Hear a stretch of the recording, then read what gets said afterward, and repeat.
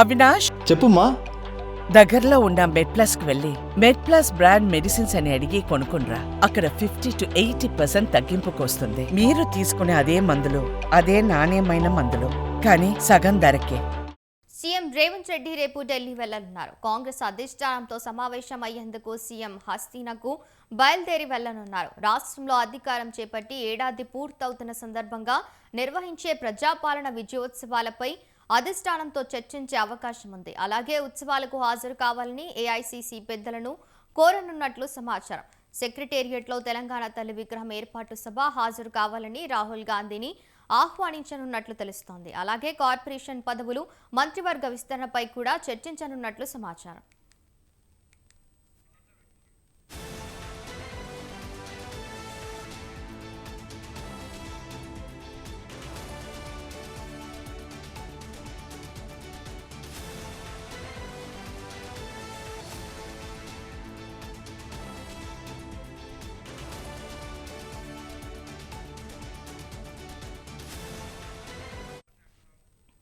CM Revanth Reddy రేపు ఢిల్లీ వెళ్లనున్నారు. కాంగ్రెస్ అధిష్టానంతో సమావేశం అయ్యేందుకు సీఎం హస్తీనాకు బయలుదేరి వెళ్లనున్నారు.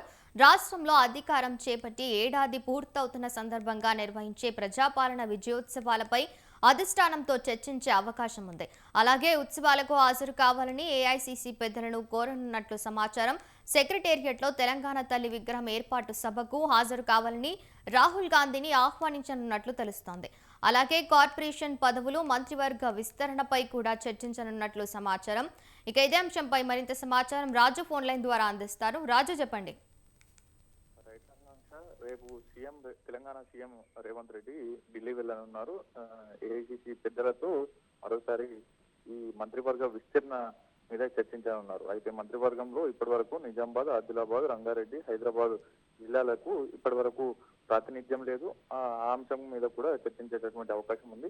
అయితే ఇప్పటి వరకు ఖాళీగా ఉన్నటువంటి 6 బర్తులకు సంబంధించి ఈ డిసెంబర్ 9వ తేదీలోపు ఈ యొక్క మంత్రివర్గ విస్తరణ, అలాగే 2వ దశ నామినేటెడ్ పోస్టుల భర్తీ చేయాలనేటటువంటి కసరత్తును ప్రభుత్వం చేస్తా ఉంది. అందుకు సంబంధించి ఇటీవల సీఎం రేవంత్ రెడ్డి నివాసంలో బట్టి విక్రమార్క, ఇతర మంత్రులు కూడా పాల్గొని దీని మీద చర్చించినట్లయితే సమాచారం ఉంది.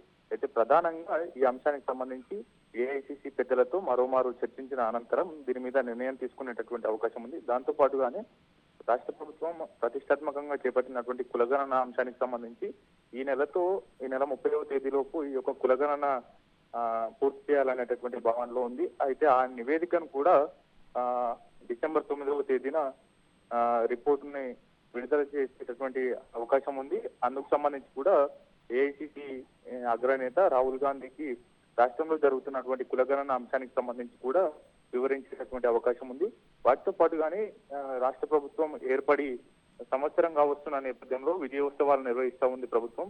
భారీ ఎత్తున నిర్వహిస్తున్నటువంటి ఈ విజయోత్సవాల్లో కూడా ఏఐసీసీ పెద్దలు పాల్గొనాలని ఇన్విటేషన్ అందించేటటువంటి అవకాశం అయితే కనిపిస్తా ఉంది. వీటితో పాటుగానే తెలంగాణలో కాంగ్రెస్ ప్రభుత్వం ఏర్పడిన తర్వాత టీఎస్ స్థానంలో టీజీ, అలాగే టీజీపీఎస్సీ అలాంటి సంస్థల్లో కూడా టీజీపీఎస్సీ అని తీసుకొచ్చినటువంటి ఇది తెలిసిందే. అయితే ఈ నేపథ్యంలోనే మరోసారి తెలంగాణ తల్లి సామాన్య పోరాట యోధురాలుగా ఉండాలి తప్ప ఆభరణాలు ధరించు ఉండరు అనేటటువంటి వాక్యాలు గతంలో రేవంత్ రెడ్డి చేసిన నేపథ్యంలో అటువంటి రూపాన్ని చిత్రీకరించే ఇప్పటికే అందుకు సంబంధించి కూడా సెక్రటేరియట్ లో ఈ యొక్క విగ్రహ ఏర్పాట్లు కూడా చేస్తున్నటువంటి పరిస్థితి అయితే ఉంది.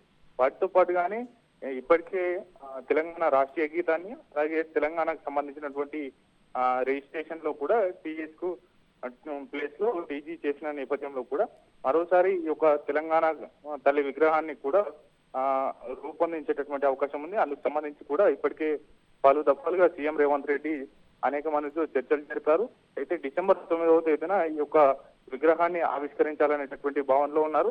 అయితే గతంలోనే సీఎం రేవంత్ రెడ్డి తెలంగాణ రాజముద్రను కూడా విడుదల చేయాలని భావించినప్పటికీ కూడా అనేక విమర్శలు వచ్చిన నేపథ్యంలో కొంత ఆలస్యమైంది.